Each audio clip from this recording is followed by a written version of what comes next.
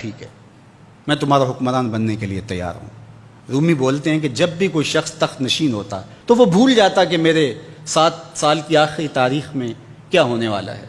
وہ عیش و عشرت کرتا اور یوں وقت گزارتا، سال کی آخری تاریخ آنکھ جھپکنے میں آ جاتی۔ لیکن یہ پہلا شخص تھا، تخت نشین ہوتے اس نے پہلا حکم نامہ جاری یہ کیا کہ کمانڈوز بلائے جائیں۔ بلائے گئے، کہا اس جنگل میں چلے جاؤ جہاں تم بادشاہوں کو پھینک کے آتے ہو، اور وہاں کے موذی جانور کاٹ ڈالو۔ پھر بلدیہ کے ملازمین بلائے، کہا جاؤ جا کے وہاں کی جھاڑیاں کاٹو۔ پھر معمار بلائے، کہا جا کے وہاں محل تیار کرو۔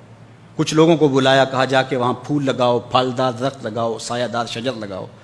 پوری حکومتی مشینری اس جنگل کو کٹوانے، وہاں کے موذی جانور قتل کروانے، اور وہاں خوبصورت محل بنوانے، کنویں کھدوانے اور پھلدار درخت لگوانے میں صرف کر دی۔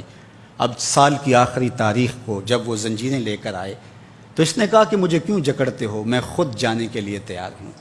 اس لیے کہ یہ اس تخت پہ آرام سے نہ بیٹھا، یہاں بیٹھ کے تیاری وہاں کی کرتا رہا جہاں اس نے جانا تھا۔ کافر اور فاسق دنیا کے تخت پہ عیش کرتا ہے، بھول جاتا ہے کہ میں نے کہاں جانا ہے، اور صالح مومن اس تخت پہ آرام سے نہیں بیٹھتا، جہاں جانا ہے اس کے لیے تیاری کرتا رہتا ہے۔ اور جب جنازہ اٹھتا ہے تو وہ کہتا ہے اجلوا بی ولا تؤخروا بی، دیر نہ کرو، مجھے جلدی لے جاؤ، میرا تو وہاں انتظار ہو رہا ہے۔ اور پھر جب وہ وہاں پہنچتا ہے تو القبر روضۃ من ریاض الجنہ، وہ جنت کے باغوں میں سے باغ بن چکی ہوتی ہے۔ وہ سارے تھور، ساری جھاڑیاں، ساری آگ اور وہاں کے سارے بھڑکتے ہوئے شعلے بجھا چکا ہوتا ہے، اپنے اعمال کے لشکر بھیج کے۔ ہم نے دیکھنا ہے کہ ہم یہاں آخرت کے لیے کچھ بھیج رہے ہیں کہ یہیں سب کچھ لٹا رہے ہیں۔ دنیا کے مختلف ممالک میں جانا ہوتا ہے۔ تو ایک دفعہ میں اٹلی گیا تو وہاں ایک شہر میں مجھے کچھ دوست